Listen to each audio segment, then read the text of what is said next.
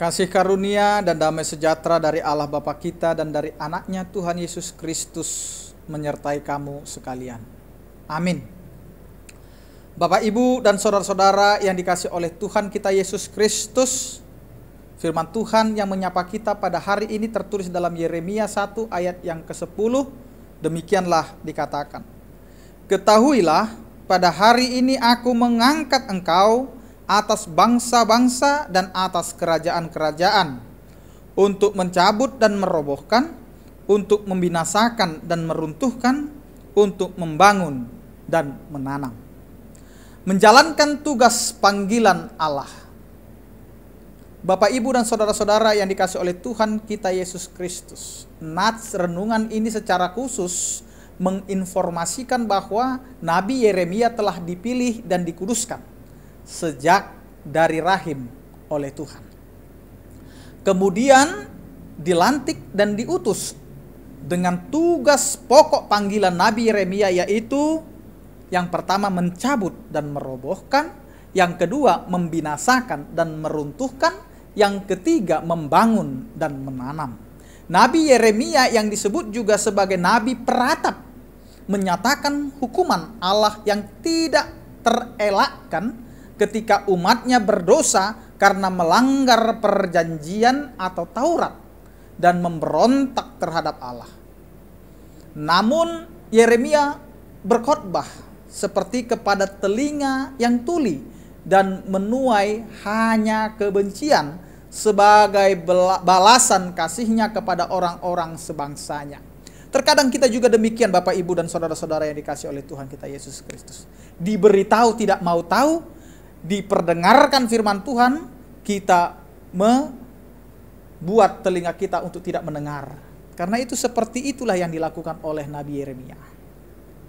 Sepanjang pelayanannya, Yeremia menderita dan ditolak seperti Yesus. Tetapi firman Tuhan mesti diberitakan baik atau tidak baik waktunya. Kejahatan, pemberontakan, dan dosa umat harus dicabut, harus dirobohkan, dibinasakan, dan diruntuhkan.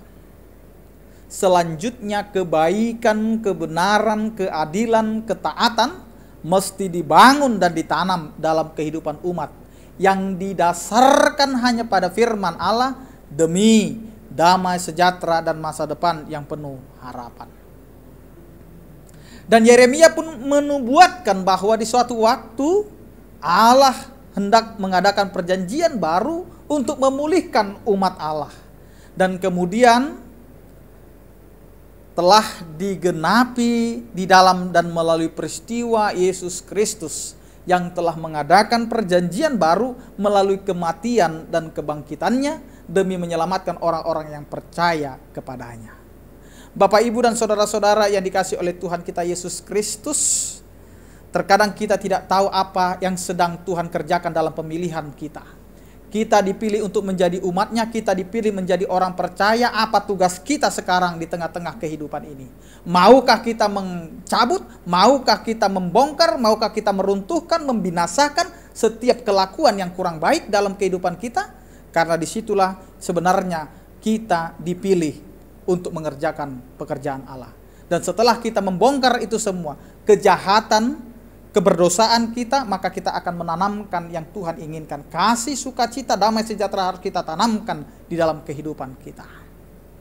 Saudara-saudara yang dikasih oleh Tuhan kita Yesus Kristus, renungan ini mengajak agar kita sungguh-sungguh memeriksa, agar kita sungguh-sungguh untuk mendiagnosa kehidupan kerohanian kita sebagai orang percaya. Mari kita memohon kuasa Roh Kudus agar kita dimampukan untuk mencabut, untuk merobohkan, membinasakan, dan meruntuhkan pola pikir dan perilaku buruk yang syarat dengan dosa. Kemudian mari kita membangun dan menanam cara hidup baru melalui pertobatan yang berkelanjutan dan terarah melalui doa dan penghayatan sesuai pesan daripada firman Allah, agar kata dan tindakan kita semakin berpadanan dengan kehendak Tuhan. Karena itu, Bapak, Ibu, jadilah seorang yang percaya yang sesuai dengan kehendak Tuhan. Perkataan dan tingkah laku kita harus sesuai. Jika kita dipilih oleh Tuhan untuk kemuliaan bagi namanya, dimanapun dan profesi apapun kita sekarang, pakailah itu untuk kemuliaan bagi nama Tuhan. Karena kita dipilih bukan untuk kemauan kita, tetapi untuk kehendak Allah. Amin, kita berdoa. Terima kasih Tuhan, Engkau telah memilih kami menjadi saluran berkat. Engkau telah memilih kami untuk melakukan pekerjaan yang sesuai dengan kehendak-Mu. Karena itu Tuhan, ajari kami untuk lebih memahami kehendak-Mu di dalam kehidupan kami sebagai orang percaya. Ajari kami Tuhan di segala aktivitas kami, profesi kami, untuk menjadi orang-orang yang Engkau panggil dan memberitakan sukacita. Ketika ada hal yang berlawanan dengan firman-Mu, biarlah kami Tuhan bisa mencabut, merobohkan, meruntuhkan, dan membinasakan. Tetapi ketika semuanya sudah kami lakukan, selanjutnya kami harus menanam dan memberikan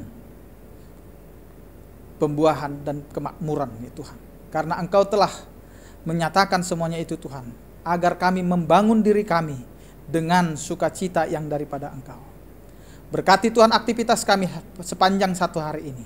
Berkati juga Tuhan keluarga kami. Berkati juga Tuhan setiap kehidupan kami.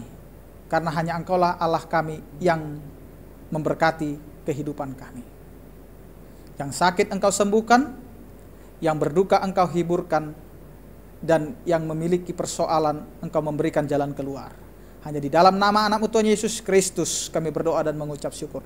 Anugerah Tuhan kita Yesus Kristus, kasih setia daripada Allah Bapa dan persekutuan Roh Kudus, itulah yang menyertai kamu sekalian. Amin. Selamat beraktivitas, tetap semangat. Tuhan Yesus memberkati. Horas.